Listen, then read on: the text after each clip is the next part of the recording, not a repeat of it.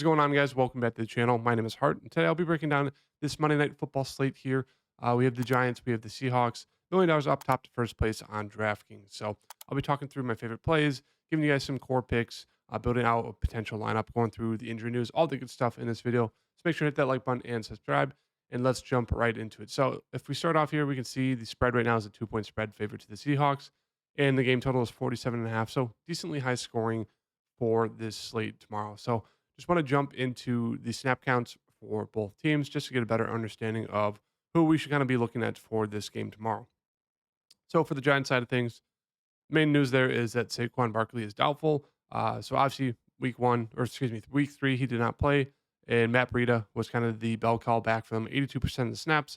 And then Gary Brightwell did mix in a little bit. He played 18% of the snaps, about 9 snaps total. And for the wide receiver situation, wide receiver 1 right now has pretty much been Darius Slayton. Wide receiver 2, Isaiah Hodgins. Wide receiver 3 has been Paris Campbell. But we did see Jalen Hyatt get mixed in a little bit there, 32% of snaps.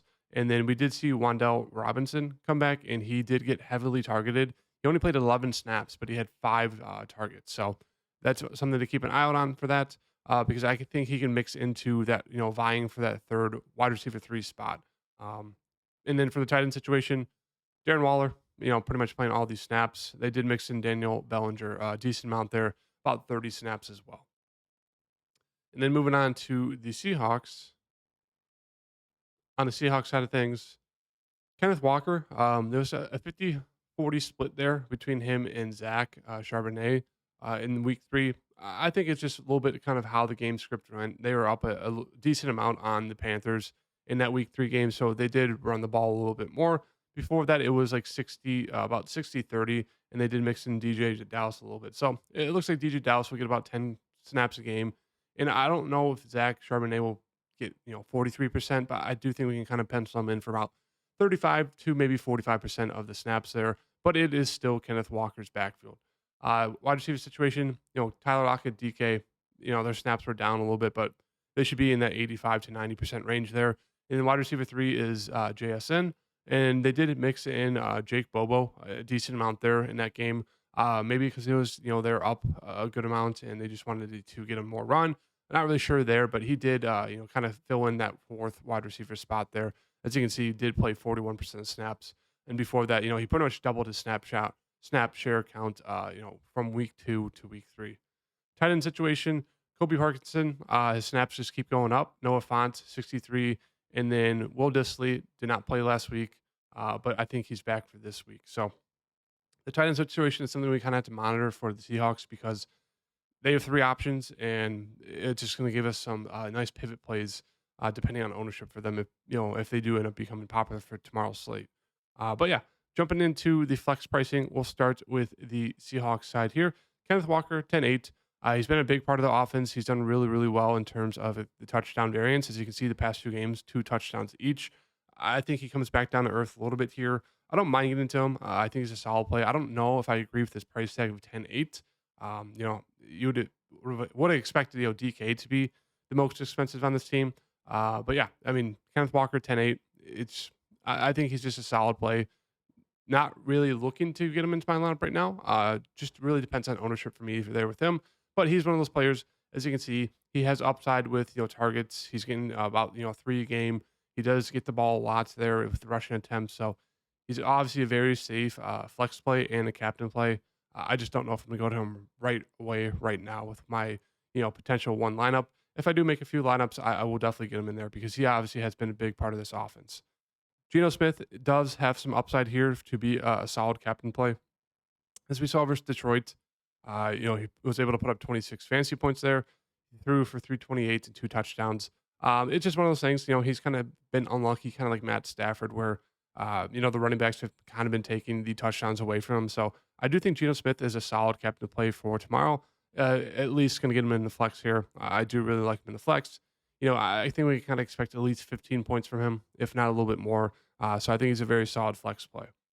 Moving on to DK, really, really like DK. He's just been super safe, super solid. Not getting like a ton of targets, 5, 6, and 8. You kind of want him more like in that 12 target range, just because he's one of the best wide receivers. And I think he's very underappreciated in the league for how good he is. And he's kind of seeing that target wise, like he should be getting double the amount of targets he's been getting. So I really like him here. Really like targeting this Giants secondary. So I do think right now I'm going to throw DK in my captain spot there, and he's pretty cheap. What was his flex play or flex price? 8,800 for DK. I think that's just way too cheap there. So if you're not going to put him in the captain spot, I do think he's still a very, very solid flex spot. Tyler Lockett, more of a riskier play just because he's pretty boomer bust. As you can see, he has these games where he'll go off, get a ton of targets. He got 2 touchdowns that game, so it really helped out. But he's more of a boomer bust player, not really a possession wide receiver. But he's getting a ton of targets the past 2 weeks, 10 and 7. So I do like the upside on him. That's why he's a great captain play because he has the upside to go for 25, 30 plus fantasy points if he's having a really solid game, or he's one of those where he can get you like 8, maybe 5 fantasy points if he's just not too involved. But I think he's a solid price tag on him. I do really like him as captain. I think I prefer him playing him in the captain spot rather than the flex spot just because of that boomer bust upside. Moving on down here to JSN, 5,000. I don't love the price tag for him when he's only playing about 40% of the snaps, and he's just not getting a ton of targets. Week 1 and 2, 5 and 6. Week 3 was only 3. Now they were up. They did run the ball more, so that's kind of why the the targets went down a little bit. But I think it's just okay play 5,000 for a guy who should see around 5 targets. And just the average depth of his targets are not long at all. As you can see, 10, 16, and 10. So he's just doing a bunch of short work. So right now he's more of a just a stay away play for me, but he's going to be out there 40% of the snap. So don't mind if you land on him. Just not my favorite play. I think I'd rather go to Jacoby Myers over JSN just because, as you can see, he's had some solid upside. Kickers are always viable in play here on these slates, so I do like him. Defense, not a fan of defense. You really need them to score a defensive touchdown or the game to be very low scoring, bunch of sacks for them to be viable. I just don't like going there on these slates, um, even though, Daniel Jones is turnover prone. And now we get into the fun stuff of the kind of the value plays, I'd say. Noah Fant, Will Disley, and where is the other one? Kobe Parkinson. So the 3 tight ends here. As you can see, Disley and Parkinson are pretty cheap, and Noah Fant is questionable. So some decent injury news we have to keep an eye out on because if Noah Fant is out, obviously I do want to get to one of these tight ends, whether it's Kobe Parkinson or Will Disley. Obviously, if they're Fant and Disley are both out, I think Kobe Parkinson becomes a very very solid value play. Has seen a couple targets alongside those other tight ends. They're all getting snaps, and he's seen a couple targets, which is nice to see. $800. So right now, I think he's my favorite value across the board. $800. He's playing a decent amount of snaps. It just comes down to if these tight ends are out. If all 3 are healthy, I think he becomes a lot riskier of a play. But if one of these tight ends are missing or both, obviously Kobe Parkinson becomes a very, very, very good value play. But if they're all healthy, I guess you can take a look at Noah Fant. He's seen some decent targets the past 2 weeks. Will Disley has been getting some snaps as well. So it really just comes down to ownership. If all 3 are playing, obviously, Font and Parkinson are going to lead the way in terms of the snap counts, but Will Disley will get worked in there as well. And that's really it. Want to touch on Zach. His snaps did go up last week. He did look really good. I think we can kind of expect in that 5 to 10 attempts range, maybe a target or 2. So on the showdown slate, obviously he's in play 3,400. I just don't love him that much. Then moving on here to the Giants side. So for the Giants side, obviously we have Barkley, who is doubtful. Daniel Jones leads away 9,600. I think he's a very, very safe play here for the flex. He has huge upside. Obviously going against Dallas, that game did not go well, 40-0. They just did not get off to a good start. And then Arizona, obviously the second thing happened, or the first half happened where they were down, it's like 21-0. And they absolutely came back here. And then San Fran, they just played 2 really, really tough defenses in Dallas and San Fran. And then, going against Arizona, not the best team, not the best defense. He did go off. So I do like the upside for him. He's one of those players where, if I had to get to my second favorite captain, it'd probably be Daniel Jones, just because of the massive rushing upside. As you can see, 13 for 43 in week 1, week 2, 9 for 59 and a touchdown. So he just has massive, massive upside with that rushing ability. So if you're not going to play in the captain, I think you're going to want to get to him in the flex there, 9,600, just for his rushing upside as well as his passing upside. Moving on down here, Darren Waller, Really, really like him. He's seen his targets increase 8 and 7 the past 2 weeks. There hasn't done a ton, with those targets. It's just more so the whole Giants offense has been pretty brutal so far for through the first 3 weeks. But Darren Waller is pretty much their wide receiver one.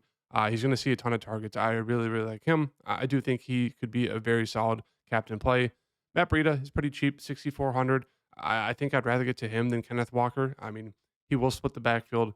Obviously, going against San Fran, that defense was only to put up, was very inefficient, but it was nice to see him get targets out the backfield. So I do think he's a pretty solid play there, 6,400. A lot of the prices on these Giants guys are pretty cheap. Moving on down here, Hodgins, I have no real strong take. He's playing 65 to 70% of the snaps. He's there. He's okay. Slayton, same thing. It's just like, Slayton kind of is their wide receiver one. I think I'd feel the safest with him in terms of, going over to him over Hodgins, or excuse me, going to him over Hodgins. But I have no real strong takes on either one of them. I really just prefer getting to Waller. I do like getting to, Graham Gano as well. I think I'd rather get to those guys than the Hodgins and Slayton. Brightwell, as we saw, mixed in, not too many snaps there. Nice to see him get some targets. So another one of those guys you can take a shot on. Don't love the price tag there, 4,800 for a guy who only saw was it like 15% of the snaps there at running back. Moving on down here, Giants defense. As I said, you really need them to get a touchdown. Otherwise, it's really not worth it to get to these defenses on showdown slates. And then Wandale Robinson, I think it's one of those things where he only played, was it 11 snaps, and he got targeted on 5 of them. So he is looking really, really solid. He came back from injury, 5 targets, 4 for 21, heavily involved. So once again, I don't think he'll be playing. I think he'll probably double his snap share count, maybe play 50% of snaps. I don't think they're going to throw him in there 100%, just because he is working back from injury. So I do really like him there at 3,000. And then Paris Campbell, like wide receiver 3/4. He's seen some targets the past few weeks, 6 and 6. Just not seen a ton of snap count percentage. He just kind of fallen behind Wandell now. He's kind of fallen behind Slayton and Hodgins. But I do like the price tag, and he's been getting involved. They do like it getting in his hands. He's pretty fast. So I honestly think I do prefer getting to Wandell and Paris over Hodgins and Slayton, even though they're playing less snaps, just because they're just getting them involved. They're fast receivers. They need magic. They need plays, and those guys are kind of the spark plugs into those big plays for the Giants side. So with no Saquon Barkley, they need guys to step up. Wandell and Paris Campbell kind of look like the best options for that as of right now, just with how this offense is going. Jalen Hyatt, he's just more of a boomer bust guy there, 2,000. Don't love that unless you're trying to get very, very different on the slate. And that is it for the Giants side. So yeah, I will mention, Shepard will get a few plays, but he's pretty much gotten, run out of this offense. And then Daniel Bellinger could be one of those things where he gets the red zone touchdown, but he's really not been involved at all here for the Giants side. So to finish off this build, obviously we have a lot left over. You can pay up for anyone. As you can see, you can fit in Kenneth Walker, you can fit in Tyler Lockett. It's just very cheap and soft pricing for this showdown slate. Usually, you're not able to get a bunch of stars in, and I feel like for this slate you really can. So yeah, this is kind of the route I'm going in terms of core plays.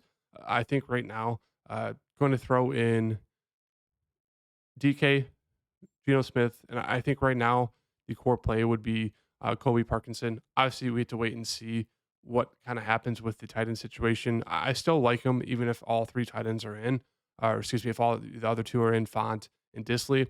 I just, I love the price tag. He's out there. He's getting snaps. He's getting targets. $800 is just way too cheap there for him as a very, very solid value play.